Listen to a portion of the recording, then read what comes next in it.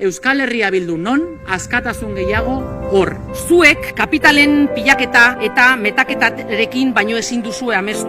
Gu askatasunarekin amesten dugun bitartean.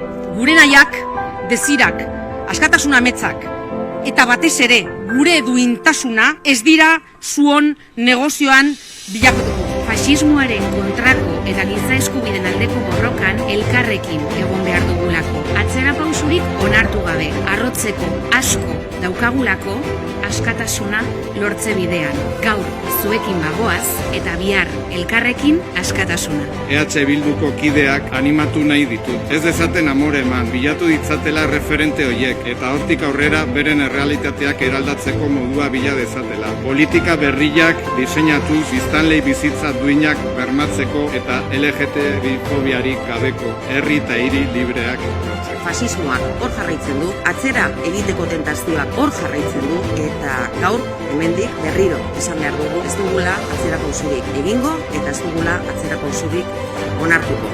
Hitz politak bai, baina ekintzetan motel ikusten ditugun balizko, ezkertiar, balizko, progresista horiei guzti daitezela.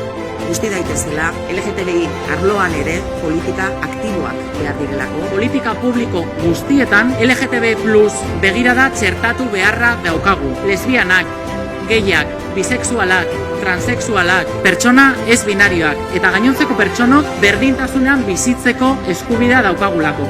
Euskal Errepublika eraikitzen ari gara.